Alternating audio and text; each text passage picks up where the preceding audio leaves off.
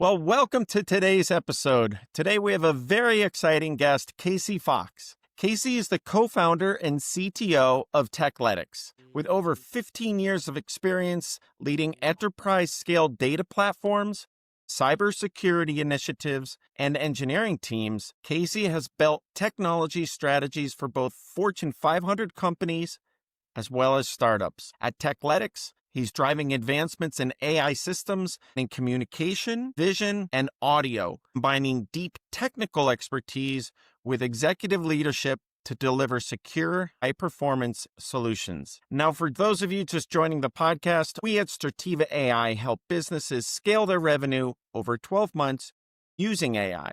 So if you want to learn how to take your business to the next level, make sure to stick around for future episodes. And if you're interested in a free growth consultation, just drop the word growth into the DMs. Now, Casey, can we hear a bit about yourself and what your role is at your company and how you got it all started? Yeah, no, hey, I appreciate it, Mark. Thanks for having me on and having a discussion on some of this fun stuff we've got going. Oh, Indeed. I mean, hey, you can see in the background, right? I like building stuff. I've kind of always been like that. I got, like you said in my background, I've been in IT for about 20 years. I've been in a lot of leadership roles, a lot of different industries and tech stacks and areas of focus the past 15 years or so. About 10 years or so ago, I had my partner at Techletics, right? He called me up. I was in Denver at the time. Mm-hmm.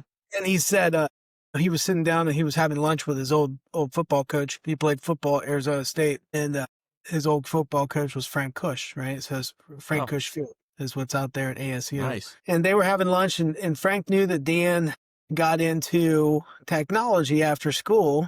And basically said, hey, when are you going to figure out a way to give our football players careers in tech if they're not going to go? What's the option for that? And Dan had worked with a couple of people in the government sector, in the public sector out in Arizona and had some ideas for it. And he called me up. And I was, like I said, I was in Denver working in the healthcare space at the time. And he called me up and said, hey, I need you to come down here to Phoenix and figure out how to turn football players to coders, right? So that's how, like I said, as me, as somebody, you look in the background, like I'm tinkering with things and trying to figure out how to build out new use cases and figure out new innovative ways to do stuff.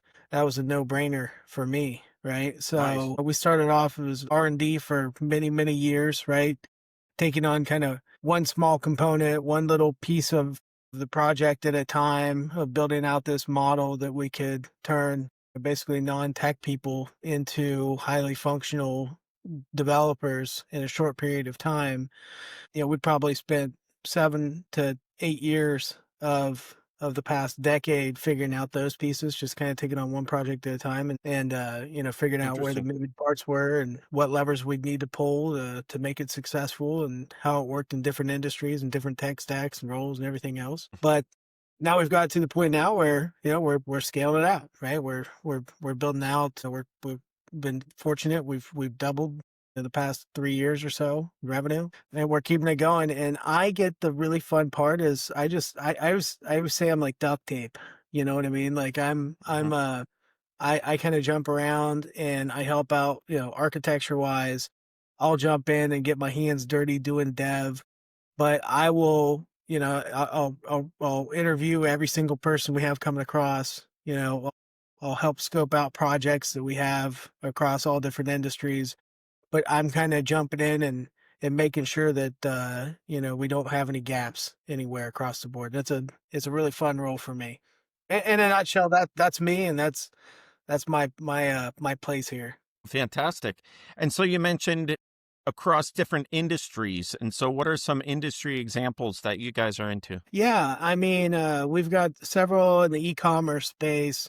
We do a ton in transportation, third-party logistics, supply chain logistics, right? We do tons of stuff in that space. Manufacturing, we do work across, app dev, data and analytics, AI, infrastructure, cloud migrations, but manufacturing, education, finance, healthcare, we're all over the place. Interesting. And so what is it that you're concentrated on, even though it's across all those industries? Like, what do you guys do? Essentially we're a full service consulting company, right? The play that we wanted to try to make was, you know, earlier in my career, right, I worked for a big healthcare company, and I was a developer advisor, right? And at any point in time, I'd have 5 to 10 different projects going, and I would be kind of the internal counterpart, and we'd outsource all the work for it. And like I said, say I'd have 5 projects going, I'd have on each one of those projects, there'd be 5 or 10 different people, and then I'd be, kind of the subject matter expert on the data space. It was specifically in the data side. And, I'd make sure that we had all our documentation in place, the code was following best practices, we would have all our gating approval for migration to the different environments. We'd have our implementation plans and regression testing, rollback strategies, everything that we would need if anything went haywire once it got into production. So I did all that stuff. Most of the time, the teams that we worked with were offshore, right? Mm, And meanwhile, I'd always talk to people that would want to get into tech careers, and it was so few and far between, right? yeah, I It's was not like thinking there were, so, probably. At least back yeah, then. it was especially like I worked in there was an ETL tool. It sounds weird to say this now, right? Informatica, right? Like Oh, anybody that's in the ETL space, right? If you've been doing it in any clip for a certain period of time, you've heard of Informatica, and Informatica yep, used to be the de facto, right? Like you're right. if you were serious, like you were working in Informatica. Well, an enterprise license of Informatica was like 250 or whatever it would be, right? And it was very, very difficult to get that kind of experience. And it's not like somebody would hire an army of people to come in there and work on that. You'd have to get Right. lucky and get one of those spots. But meanwhile, I'd be doing these projects, and we might have, like I said, I may have 5 projects with 10 developers on each one of them, and the vast majority of them were kind of getting up to speed as they were going along with it. And I always looked at that and I thought, boy, why there's all kinds of people down my street, right, or in my neighborhood that would be great in one of these roles if we just had a mechanism to get them into it and provide support Mm, to help make them successful into it. And that was honestly that was one of our big motivations for why we built it this way.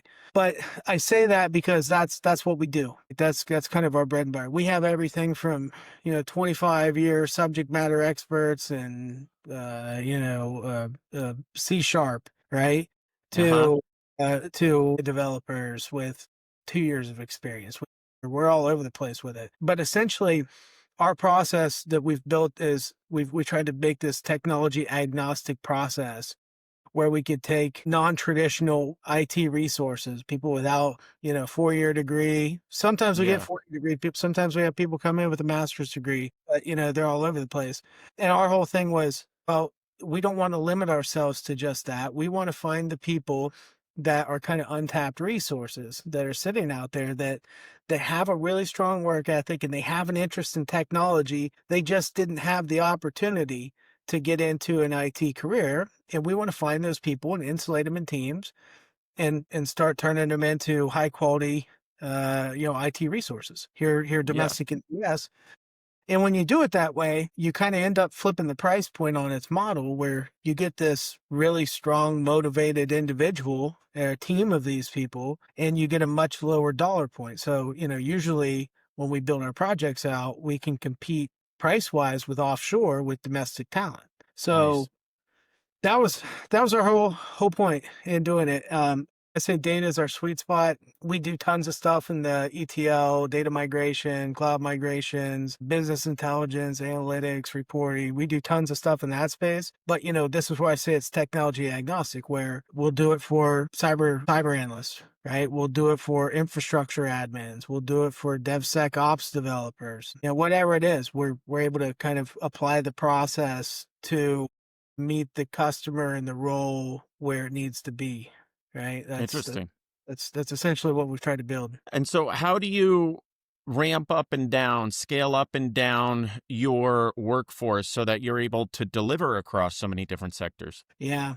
Well, we've got a really, really strong um, contingent of senior engineers, right? That's one of our things that we really rely on. We've also got a really good partner network of senior engineers that we can bring in. It I used to be, here's the other thing, right? Is when you're we have to interview a ton of people, right? Anytime we put a rec out. Earlier this year we had a project that we ramped up, and I think we brought in 4 engineers, and we got something like 2,000 applicants, right? Wow. And hey, we eat our own dog food. We've got some internal AI processes that we have in place to help us, identify potential people on the front end, and then it kind of takes some of the burden off of doing the phone screens. But we talk to everybody essentially. We try to find, like I said, again, we find those people that they may not be what you're looking for on paper because they just haven't had the opportunity, but hey, let's get the right people that are motivated, and then we put them through an expedited training course with ASU. We're funded through the Department of Labor to do that, Hmm. so we get funding coming in to do that. We put them through that course, and then right on the other end, as soon as you get through it, we pair them up with these really strong 10, 15, 20-year senior subject matter experts to kind of, I would say, as a junior engineer, the biggest difference between a junior engineer and a senior engineer is being able to pivot, right? Like, you The think younger about, go faster. Is that what you're yeah, implying, or? well, not just go faster, right? Because, like, you think about it this way, in anything you're building, right? In any application you're building, and this is probably really, it's probably not even IT specific. It's probably not even developer specific. Okay. But anything that you're building, right? It's always harder to build it the first time than it is the second, third, fourth, fifth, Sure. right? Okay. Yeah. So think of it like building a wall in the house, right? Okay. So if you're coming in and you're trying to build a wall in the house, well, the first wall that you're going to build is going to be trickier, right? But once you've had somebody walk you through how to build this wall, when it gets to that second wall, maybe you can't do it by yourself, but maybe you don't need quite as much help to build that Hmm. second wall. And then the third one, you don't need quite as much help. And every board that you're putting up on the house, you have to hammer it in. Well, you don't need a senior a 30-year carpenter to know how to hammer a nail into a board, but you still need them to help you place it, right? So you need that horsepower. You need somebody that's going to come in and do it. And that's kind of the thought process and the onboarding with this is, we need that senior subject matter expert to get Hmm. these people up to speed, but so much of IT development is just being motivated, following instructions, and then being open to learning and getting up to speed. So we tried to kind of make that more pronounced in these projects. So doing it that way, it helps us onboard so much faster. Is my kind of bringing it all back around on that Hmm. Hmm. is, I know it's really hard to find a team of senior subject matter experts, but if I can find some really good ones that have some mentor capability too, and then I Yeah. can pair that up with motivated people that are interested in tech, right? Then I can get those people up to speed really quickly. They can start following blueprints. And the big difference of being able to pivot, to be, okay, hey, going to a new wall now, right? Right. Right. That's the hard thing, like, for that junior to do. But if you've got that senior that can help them pivot, right, and then keep moving forward and keep gaining momentum and getting faster as they're moving, then it works. But that's always the biggest difference is just that knowledge gap of junior developers. But if you can arm your motivated, high performing, up and coming developers with that knowledge level of those senior mentors, it really expedites and drops the cost of the project. Hmm. And so you mentioned that you've had some assistance by the local university, right? Yeah, yeah. So Okay. And so how much of your workforce is local and also is, national or even international? I don't know if you could speak to that, right? Where it's like you've got these people that are coming in, we'll call them the newbies, that are being paired with your senior developers and engineers that know everything about putting up the first wall and yeah, 200 after it, right? And so they're yeah. they're sharing their knowledge. How much of that is done in person, like brushing elbows, versus just online? And then also, if you could speak to how AI may be assisting that relationship between the two, no matter where the locations of them are. Yeah, yeah. So I'll skip around on this one, sure. But Okay. number one, all domestic. We're all here in the US. Okay. All All domestic. is domestic. Yeah. Pre-COVID, right? We were all in an office in Phoenix, right? So Okay. actually Scottsdale is where our office was. And, I can remember, I came up through the ranks, right? And I worked in an office when I was a junior developer, and then several years later, I got the option where I could work remotely, and I kind of bounced around the country and did that for a while. But Hmm. I can remember that transition being really difficult, right? Because I didn't really have anybody there's no guidance on making that transition from sitting and being a kid, I say Right. kid, but in a 24, 5, something like that, right? And then, Sure. Young. yeah, waking up and just, cranking out work all day, right? And then, you just kinda have to feel some of that pain. Yeah. And I can remember COVID coming around, and I was talking my partner's name's Dan Jones, right? And then I called him up because I'd gotten an email. We had an office kinda on campus at ASU, and they were gonna shut everything down, right? And, I called him up and I said, "Hey, listen, I'm heading to the office. We gotta have a very real conversation. They're not gonna let people come back into this office tomorrow, right?" And I went in and I kinda gave it from my perspective. I was like, "Listen, hey, I did this for several years, and then I went to work remote, and it was super painful, and projects probably suffered as a result of it, right?" And I was like, "That's gonna happen with you guys tomorrow, and nothing can suffer. There can be no drop off in work. There can be no, you don't wake up any different. You're coming in, you're jumping online with your collared shirt on and everything else, just like you are today, or else there's not going to be a day after that, right? That's the way this is going to be.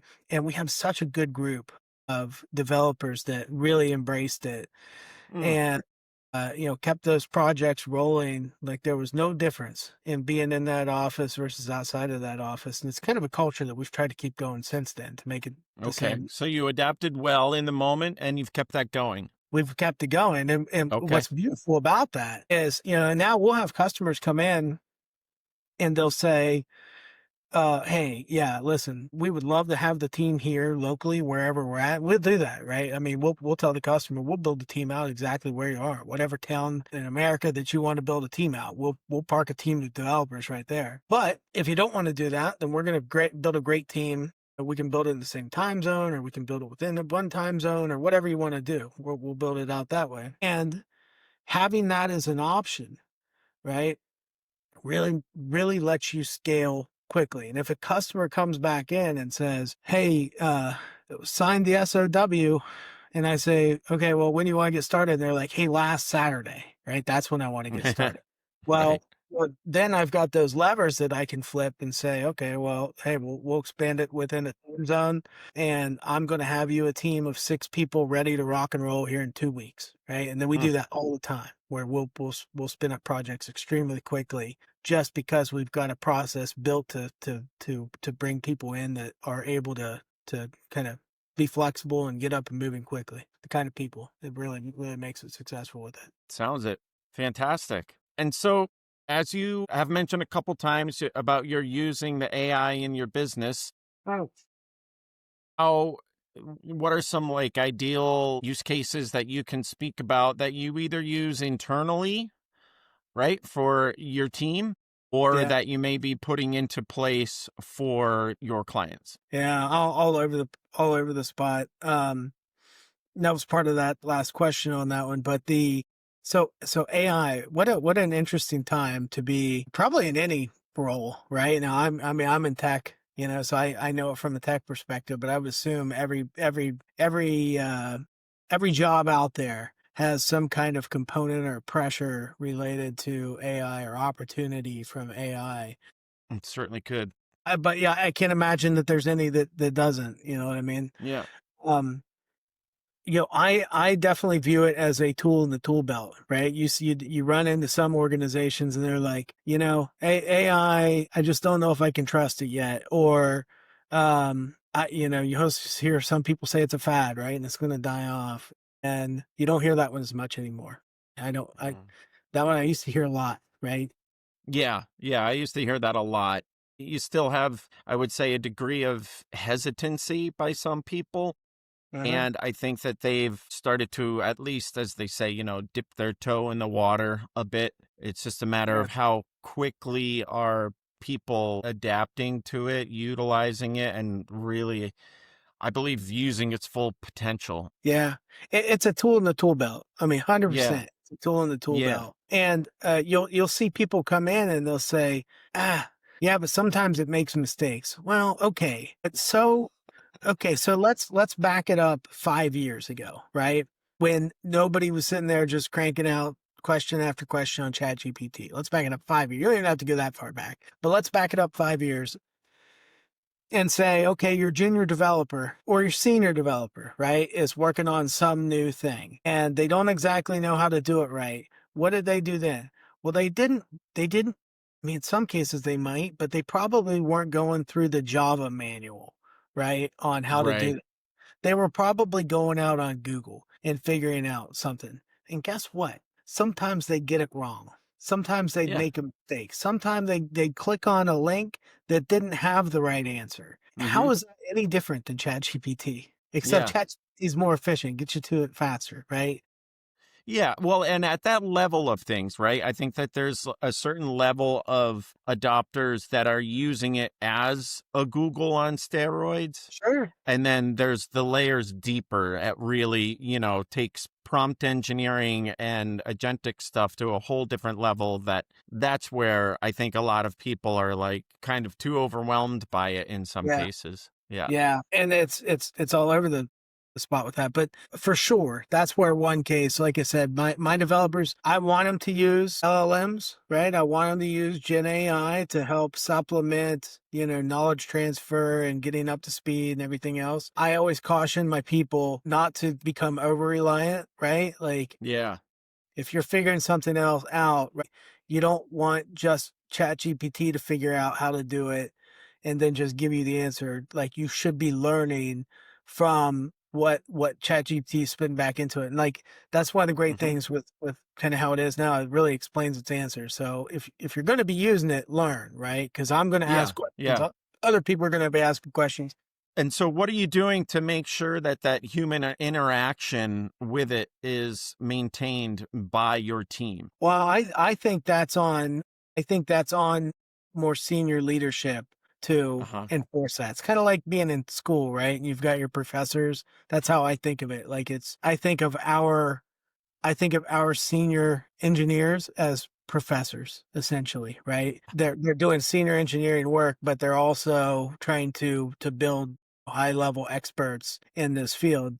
So I leave it to those people to kind of fact check what they're seeing on. I do the same thing. Like I'll join a design meeting and we walk through or a code review process and you walk through and you'll see some of this stuff and you'll see code from, a 2-year engineer or a 2-month engineer and they've got like this super complex code in here. I'll pick a fragment of code out and I'll have them walk me through and explain it. And if they can't explain it, I ask why they can't explain it. Well, I figured out with ChatGPT. All right. Listen, you need to go back through, you need to document this thing out, but you need to explain and walk this process through. We kind of think that and I think this in general, right? From as a technologist growing up Yeah. or kind of being, one of the senior people, now in the technology space when AI is just coming around, I think it's our responsibility to make sure that new people coming into this industry understand the importance of knowing how to engineer, even though AI can, for the most part, do it for them. I think we have to be good stewards, right, Yeah. of this space. Oh, absolutely. So that's one part of it. The other part is, yeah, I mean, we're always looking for opportunities wherever we can build a process in place to take on some of the work. Like I said, we've got a process built where, we'll dump PDF resumes in looking for specific things just to pick out, hey, and this is again, like I'm typically, especially if I'm looking for up and coming engineers, what's on that resume technically is of low consideration for me, right? I need to talk to the person. So that's the most important thing for me. But I will try to figure out intangibles from that, right? What kind of roles did they do? How long were they in those roles? Did they have gaps in between those roles? And I'll kind of use those as things to kind of guide questions of when I get on to the interview. My biggest thing is I'm trying to figure out the character of the person coming into it. So we'll use AI tools on our recruiting piece, right? To try to figure out some of these things. We'll use it to help drive SOWs, figure out requirements on the low end of things. Yeah, we've got little, home built pieces kind of all over the place, little processes that we've got, API driven, cloud driven processes. Interesting. Are you using any voice recognition technology AI, or is it more We like on paper when you're checking out a potential hire?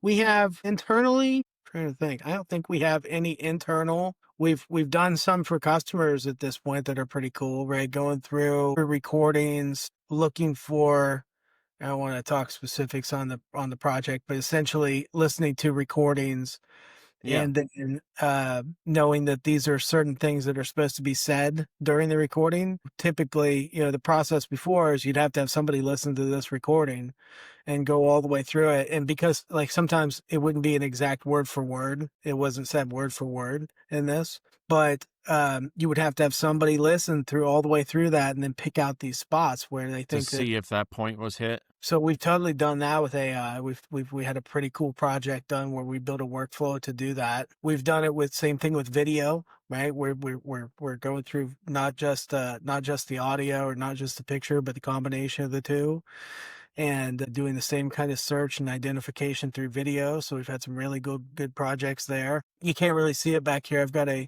off the side of my screen, I've got a little Raspberry Pi, and we've got it's tied to a webcam, and we've got a proof of concept that we're working on right now for like driving assistance, right? So you can Oh, stick your car, and it actually is, using vision from what it's seen, and then it actually will sit there and talk to you, right? So we've got some cool stuff that we're working on in that area too. Yeah, we're all over the place with it for sure. This is one of the cool things is, like I said, being somebody that learned how to code and be kind of a subject matter expert in a few different areas.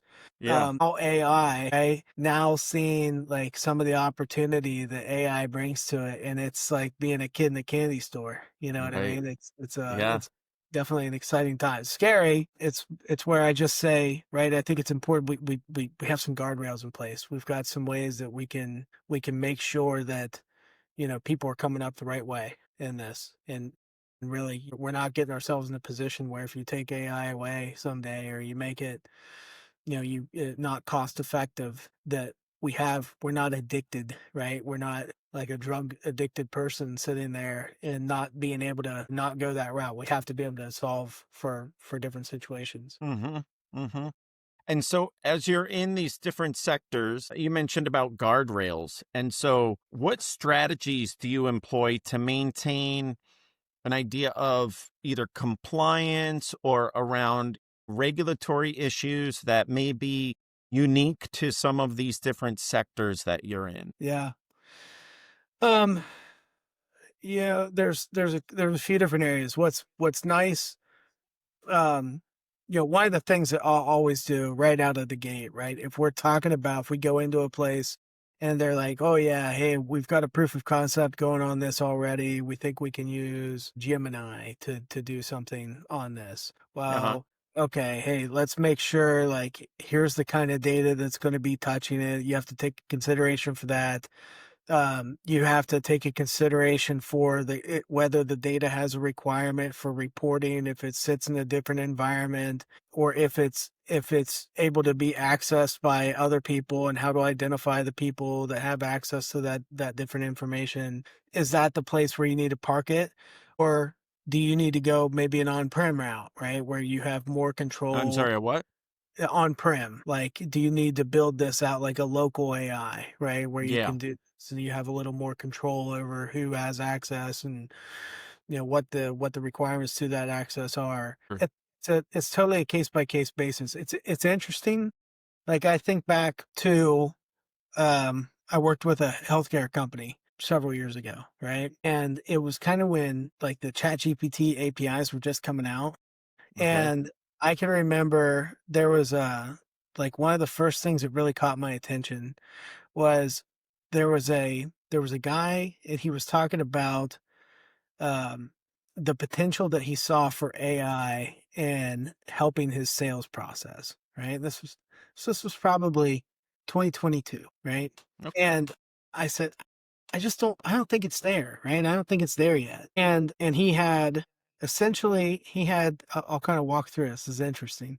But he had a HubSpot instance, right? Hmm.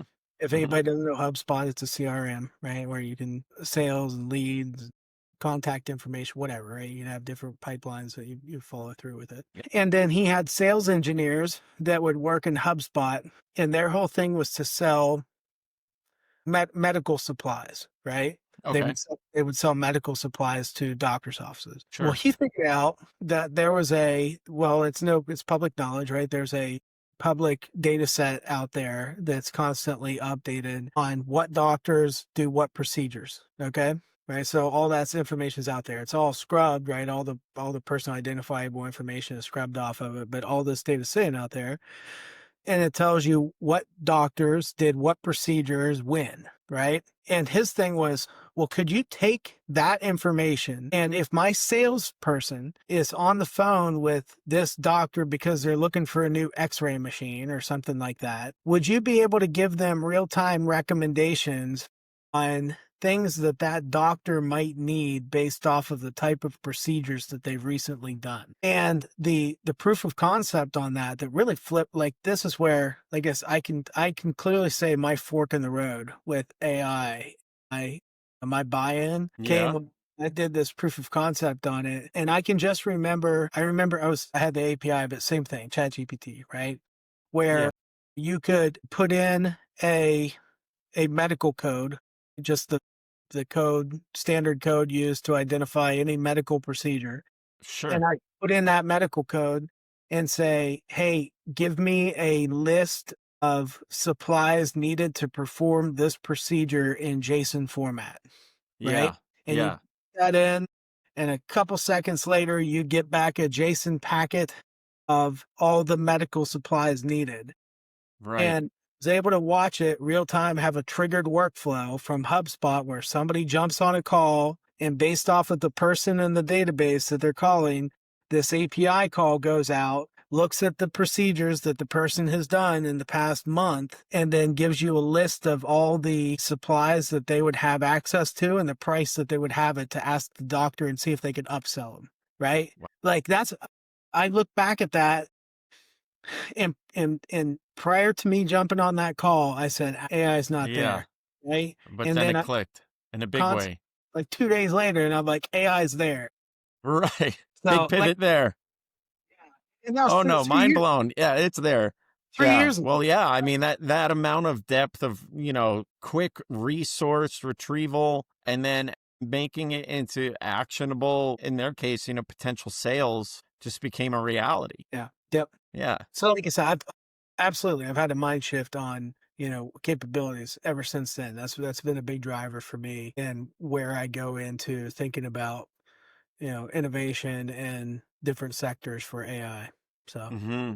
Hmm. Can you share a case when some sort of implementation has led to some unexpected challenges or setbacks, and yeah. maybe something that you learned was a key takeaway? Yeah, I don't know. I'm sure those kind of projects exist out there that don't have challenges or setbacks. Not the ones I've worked in Right? my 20 years in IT. Yeah. I go into a project with the expectation that I'm going to run into It's going to challenges. be something. Yeah. Any standouts for you? Yeah, I mean, you'll have regulatory issues, compliance issues could be extremely painful, right? Where you go through and you say, okay, hey, we're going to scope this out based off of this. We've got projects going right now where I've seen that in the past 6 months, where we go through, we scope it all out, we're moving down the road, and then we've had our UX designers going through and mapping out designs for everybody that's going to be using it. And then you start developing based off of those designs. And a month down the road, somebody looks at it for approval, and says, "Oh, wait a minute, our branding guide though says it can't be like that. So we need all these different components to be able to put in place for it." So I mean, I say that because that exact scenario, right, in the past several months, I've Right. seen and come across. Right. That's why I kind of go back to what I was saying that, I go into it expecting that's going to happen, right? Yeah. And the goal is you want as many eyeballs on an engagement as possible, right? That's one of my favorite things about Agile, right? Scrum specifically, or sprint demos and retros and everything else, like all the checkpoints that you have in place to get more Sure. eyeballs and more buy-in and more involvement throughout the project that you didn't used to have, right? The de facto way to run a project 10 years ago was to keep business as far away from it until it's done, right? As you could Mm-hmm. get. And Mm-hmm. it's not like that anymore. Even if people weren't running hardcore scrum, right? Even if people aren't doing that, the expectation is you've got closer business throughout. And I think that's really the key, right? You have as many people close to it as possible Mm-hmm. throughout it. You don't build an SOW that's rigid. You build an SOW that's got flexibility baked into it. And Yeah. you try to spot problems as soon as they occur because they're a heck of a lot easier to fix early than they are late. Yeah. That's where I'm at with that's my whole philosophy on projects is expect it pain at some point, right? We probably Mm-hmm. wouldn't be doing this project if it was going to be really easy. If it was really easy, the customer would probably do it themselves, right? They probably Mm. wouldn't come to us and have us try to build this thing out. So expect it, expect something weird to happen, be able to roll with the punches when it does. Mm-hmm. Mm-hmm. And going back to, you were talking about your growth, about how I think you said you tripled revenue over the past year or so. What's the horizon look like for you? What's your next set of goals, and what would be sort of like the next challenge that might be holding you back from getting there? Yeah, I think I mean our expectation is we're still relatively small, right? We've got about 30 engineers. I would like to see us get in the 50 to 60 range next year. I think we've got a good spot to do that. We're getting stronger in the transportation and logistics space. I want to continue to grow in some other areas. AI is a really interesting one. If you read out there where what was the article not long ago saying 90 to 95% of AI use cases fail to make it to production, something like that. Uh, Okay. Ours, Interesting. I ours didn't hear is that one, on but yeah. it. Like every Right. every AI project that we've taken on, we're going to production with it. So we're definitely doing Huh. something in this Yeah. space. And That's great. I think we're definitely carving out a spot where we've got a new strength to bring to the market with it. So this could be an interesting way where we could start seeing some additional growth moving forward. And what does that look like? You said you're carving out a new spot. Yeah, well, I think if you looked 2 years ago, the percentage of our projects that had an AI focus were zero. You know what I mean? I've always said, data's our specialty, it's our sweet spot. I always keep this was one of our very early projects. I always keep this on my desk, my nice little What is trophy. it? Well, that used to be a $4 million Teradata system, right? And then we decommissioned it and we replaced it. So in the closet behind me, I've got about a half a ton of bare metal for a Hadoop cluster that we replaced it with. Wow. Hardware for the Hadoop cluster was 25 or 30,000. Software included, it was about 50,000 to do Huh. that. So $50,000 to replace $4 million system. But there's a Crazy. handful of people across the U.S. that have one of these things sitting on their desk where we decommissioned this guy, and then we got nice little trophies to remind us of it after the fact. Yeah.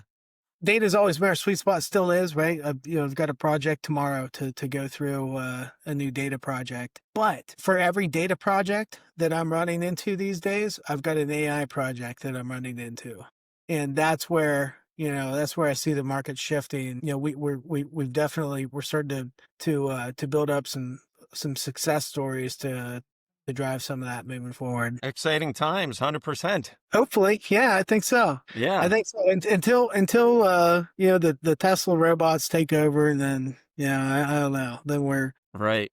we're court jesters or something like that. I don't know what we do. Well, I think that there's the full autonomous cars coming before that, and We'll see how many people get in those routinely, right? Have you done it? Have you done the autonomous cars? I have not. No, have you? Have you done the Waymos or anything? They're awesome. Yeah, They're so cool. Our business, I'm in South Carolina, but our business was headquartered out of Phoenix, right? right. So I go back to Phoenix quarterly or so, and I get to meet up with our customers, meet up with a lot of people out there. Um, last year, maybe 2 years ago, maybe is when they kind of first started rolling out. And Okay. They had I them mean, there I in was like, Phoenix? oh yeah, yeah. Okay. 2 years ago, like you could get in one, but they were pretty limited to where they'd go. And Sure. then last year they go a lot more places, but we didn't see a ton of them. Last time I was in Phoenix and I got out to where they have the ride shares and everything, Yeah. they had there was one section that always used to be cabs and Ubers, and I didn't see anything but Waymos at Really? that. And they're great. They're wonderful to get in. Wow. They used to be super conservative with the drives, and now they're a little bit more aggressive, which is kind of unsettling when you get into Yeah. it. Right. I mean, no more so than a person driving it. In Then fact, could be. Sure. yeah, I mean, if you just pretend like there's somebody in there driving, if you didn't know, right? Yeah. You would think It would feel the same. you would think you had a safer driver. In Yeah. my opinion, you would Huh. think you had a safer Oh, I driver. see. Yeah. Um, so yeah, it's nice. You get full control. You get pick whatever music's going on. It'll it sits there and brake checks you at the beginning to make sure you have your seatbelt on. That's how it enforces that one. Um, Interesting. Okay. yeah, no, they're the real deal. It'll be interesting to see where robo taxis go with it, but I'm sold. I love them Yeah. when I go out there. Yeah. So price point, I don't know. I don't know if it's one of these things like it's like an airline where it's heavily subsidized and that's how they make the prices the same on them. But Mm. yeah, price point there, it's the same as getting an Uber somewhere, Yeah. cheaper than it for sure.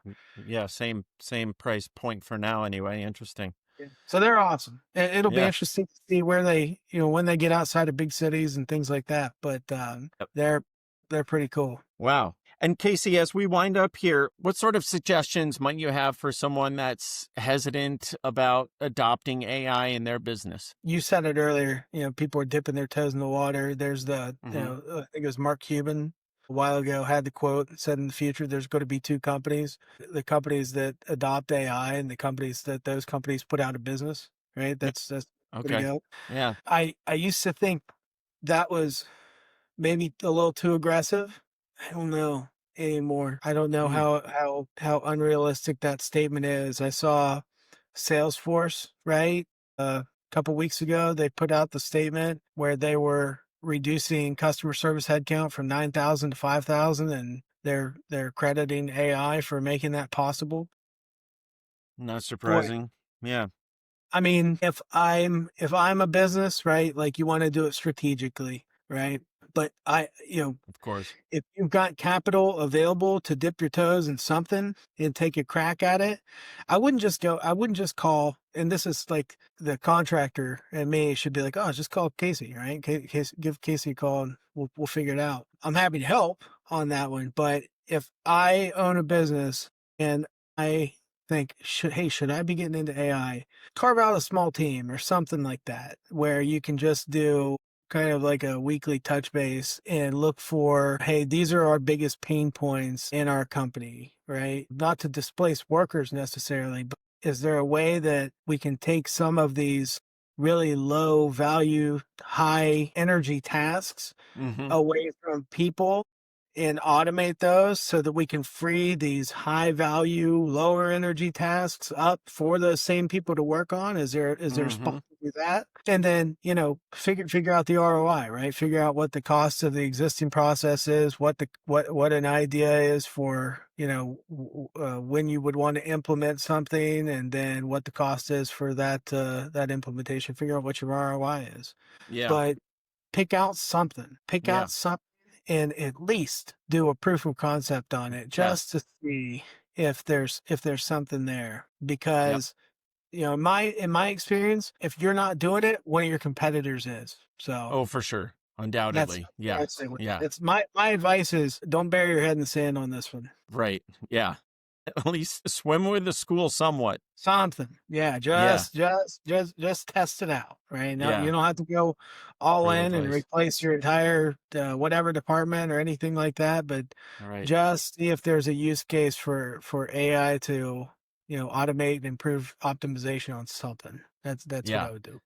Yeah, you don't have to be like the owner of Spotify right now, or no, I always say that Shopify. He said that 85% of someone's new job that they're hiring for can be done by AI. Then don't hire the person. Yeah, Yeah, that's a I mean dangerous he's game. on a different level, right? But yeah, Yeah. like Somewhere in the middle. Somewhere in the somewhere middle. in the middle. Yeah. Yeah. Yeah. Well, and then, you talk to like the plumber down the street that just installed an AI voice receptionist so that, they're able to take that many more calls and have their receptionist be with like, say like a tier of like an emergency dispatch for their plumber, and they're handling that customer much better because that Yeah. customer needs something now, wants that human interaction, and all those other calls that are just lower priority, can get handled by the AI. So Yeah. the receptionist is still there. It's just that they've got an assistant that's helping him out with the little stuff. I'll tell you, you made me think of something, right? So I just did a video on this last week or the week before, or something like that. Oh yeah. When I saw, have you heard of 11 Labs? Mm-hmm. All right. So 11 Labs, I voice have. to Yeah. text, vice versa, right? They've got all those different things. Well, I saw an article that came out and they had reached an agreement with the Burt Reynolds estate, right? To be able to use Okay. his voice for Ah, 11 Lab. smart. And the first thing I thought, like I said, we're heavy in the transportation space, right? But the very first thing I thought of was I said, why, like I see that, and what kind of world do we live in where you don't have a trucking assistant that you can talk to as the bandit from Smokey and the Bandit, right? That was my very so, my poor wife, right? Like of course I go into full dev mode at probably like 8 or 9 o'clock at night. And by the morning, I've got this number. I tie it into Twilio, and I've got this number that you can call into, and you can say, "Hey, I'm looking for a rate going from Dallas to Atlanta on a refrigerated truck, right? Tell me a good price." And you've got the bandit talking to you, right? That's As awesome. the bandit doing it. And I can remember, like, we're sitting at the breakfast table, and I've got we're getting my kid ready for school, and I've got this thing playing, and she's looking at me, and she's like, whatever this is, it can't be legal. This can't be a good idea to do this. And I'm like, oh, it totally is. But my point is, everybody wants to talk to a real person when you Yeah. call into support. Yeah. Has always been the same, right? Everybody wants to talk to a real person. But would that be true? Like if you had the option of calling in and getting dispatch support, nothing against, I know some fantastic trucking dispatchers out there, right? They know Yeah. their stuff. Yeah. But is there not at least an argument that if you're a truck driver driving down the road and you could get the same information from an AI dispatch assistant that you could from a dispatcher, that you would not want to talk to Burt Reynolds from Smokey and the Bandit? My belief is that could be a rule to an exception to that rule. You know what I mean? Yeah. If Yeah. nothing Yeah. else, this is like tier one, and then you can Exactly. wrap them up Yeah. to a tier two dispatcher to get something into. I don't know Yeah. what you're going across the country wouldn't want to talk to that though. So Oh yeah. 100%. It'll ease the pain. It'll probably get them the information quicker yeah, and yeah, have a little fun with it. yeah. Yeah. Good stuff. Fantastic. Well, Casey, this has been just a complete pleasure having you on board here.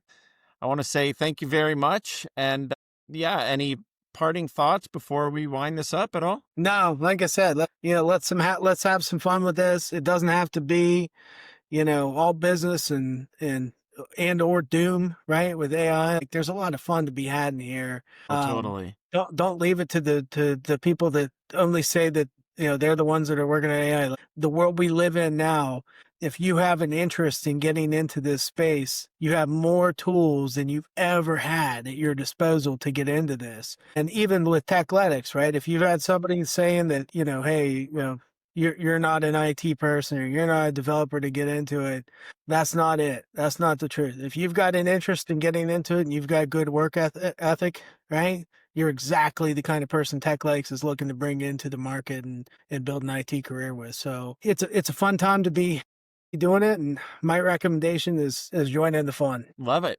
So how can people find Techletics and you online? Yeah, Casey Fox. You can look me up, Casey Fox, Techletics, LinkedIn, or go to techletics.com/contact. There's a feedback form there, and I get the responses along with several other people at Techletics. Either one of those ways, and it's real easy to get in touch. Fantastic.